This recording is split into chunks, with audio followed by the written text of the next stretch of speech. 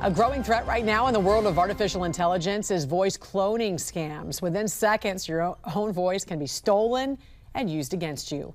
Joining us to discuss is cybersecurity expert and privacy attorney Leeza Garber. Good Thursday morning. Hi, Jan. Great to see you. You as well. Nearly a million so-called granny scams were reported last year to the Federal Trade Commission. So this is clearly nothing new, but it is becoming so widespread now that it's not just individuals, but now corporations who are facing a real threat with accounts being taken over and call centers targeted. So tell us how this technology works. Granny scam is such a woeful misnomer. Unfortunately, that's what we have to go on. What's happening is that voice clones are becoming more achievable through artificial intelligence-backed applications and software. What happens is scammers can take what sounds like your voice or a loved one's voice, usually a son, daughter, family member, and they call you and say, we're in crisis. We need money. Either it's for bail or a hospital bill, something that's an emergency, and you need to act fast. And it's hard to tell if that's actually your loved one's voice. So what they're doing is they're acting on our natural impulses in crisis to help a loved one.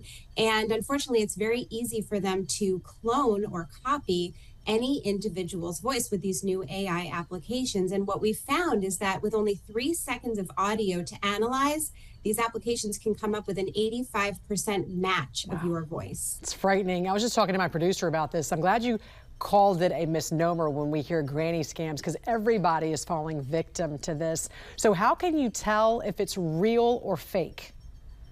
It's very hard to tell if it's real or fake. And the FTC actually ran a competition last year for different tech companies to try to create a solution, whether it was to detect it on the back end or come up with something that could authenticate your voice. We're still working on these products, and there are a few out there, but as the FTC said, there is no silver bullet. It's so widespread. Research shows scammers have stolen hundreds of millions of dollars, with many victims unaware of this, but even those who are aware still have fallen for it. So when investigators are looking into these types of cases, how hard is it to find the culprits?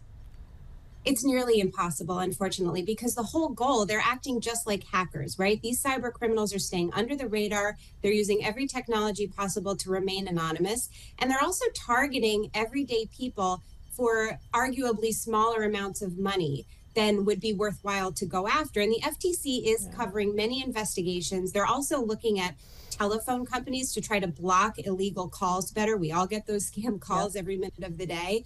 But the problem is it's very difficult to trace these people because they're operating on anonymizing technology. How can we safeguard ourselves then, or at least reduce the risk from these scams?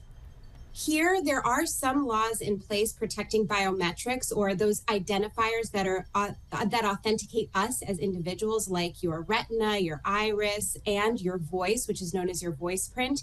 But really, our best defense here is common sense. And what I mean by that is when you get that emergency call, try to verify what's going on. It's always helpful to have a safe word or a code word with your loved ones. Really set that up now. But also check. We had a scam that took place against an established Philadelphia lawyer recently that made the news because the one red flag that set him off was the person asked for payment via Bitcoin, and that seemed funny to him. So use common sense to verify what's going on. Even if there were more regulations, the advancement of AI is happening so fast, it's impossible to create guardrails, that could protect against all types of this. But is there any type of legislation you think we need to elevate punishment if we do try to go after some of these bad actors? Yes, we do need better investigations and tools to go after the bad actors, but it's also putting some of the onus on the creators of this tech. Look, I'm not saying the AI doesn't broaden our horizons and give so many positive benefits, but at the same time, hold them liable if these scammers can use the technology so easily without having to bypass different security mechanisms to show they're using it for a legitimate purpose. You have to be able to give your consent to have a clone made of your voice. So it shouldn't be so easy to use these applications for illegal purposes. And there are so many apps right now. I'm amazed at how many voice cloning apps there are. Cybersecurity expert and privacy attorney Leeza Garber, thanks for joining us this morning. Have a great weekend. You too.